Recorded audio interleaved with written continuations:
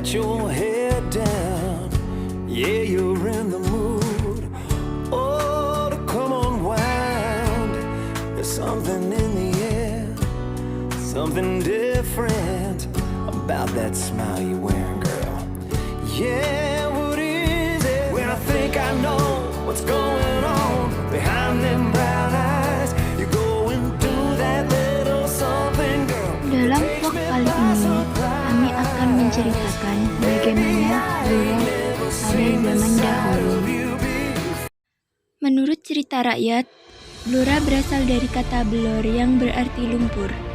Kemudian berkembang menjadi beloran yang akhirnya sampai sekarang lebih dikenal dengan nama Blora. Secara etimologi, Blora berasal dari kata wai dan lorah. Wai berarti air dan lorah berarti jurang atau tanah rendah. Dalam bahasa Jawa sering terjadi pergantian atau pertukaran huruf B dengan huruf B tanpa menyebabkan perubahan arti kata. Sehingga seiring dengan perkembangan zaman, kata wailorah menjadi bailora, dari bailora menjadi balora, dan kata balora hingga akhirnya menjadi blora. Jadi nama Blora berarti tanah rendah berair. Ini dekat sekali dengan pengertian tanah berlumpur. Sejarah kota Blora. Blora di bawah pemerintahan Kadipaten Jipang pada abad ke-16 yang pada saat itu masih di bawah pemerintahan Demak. Adipati Jipang pada saat itu bernama Arya Penangsang, yang lebih dikenal dengan nama Arya Jipang. Daerah kekuasaan meliputi Pati, Lasem, Blora, dan Jipang sendiri. Akan tetapi setelah Jaka Tingkir mewarisi tahta Demak, pusat pemerintahan dipindahkan ke Pajang. Dengan demikian, Blora masuk kerajaan Pajang. Pada saat Mataram di bawah Pakubuwono II tahun 1727 sampai 1749 terjadi pemberontakan yang dipimpin oleh Mangkubumi dan Mas Sahid. Mangkubumi berhasil menguasai Sukawati, Grobogan, Demak, Blora, dan Yogyakarta. Akhirnya Mangkubumi diangkat oleh rakyatnya menjadi raja di Yogyakarta.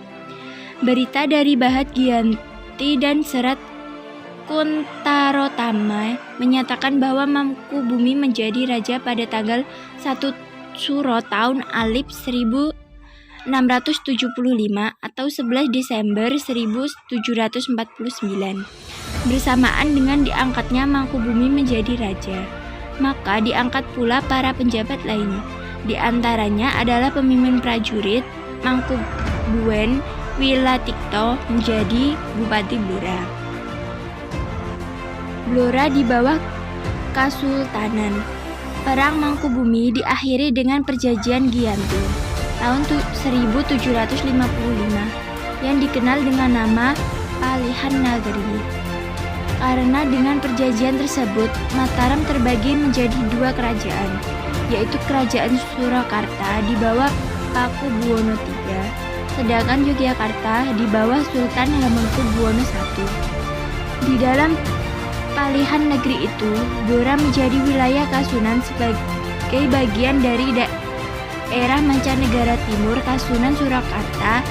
Akan tetapi, Bupati Wilatikto tidak setuju masuk menjadi daerah Kasunanan, sehingga beliau pilih mundur dari jabatan Blora sebagai kabupaten sejak zaman Pajang sampai dengan zaman Mataram. Kabupaten Blora merupakan daerah penting bagi pemerintahan pusat kerajaan. Hal ini disebabkan karena Blora terkenal dengan hutan jatinya. Blora mulai berubah statusnya dari Apanek menjadi daerah kabupaten pada hari Kamis Kliwon tanggal 2 Suro tahun Alif 1675 atau tanggal 11 Desember 1749 Masehi, yang sampai sekarang dikenal dengan Hari Jadi Kabupaten Blora. Adapun bupati pertamanya adalah Wilatikta.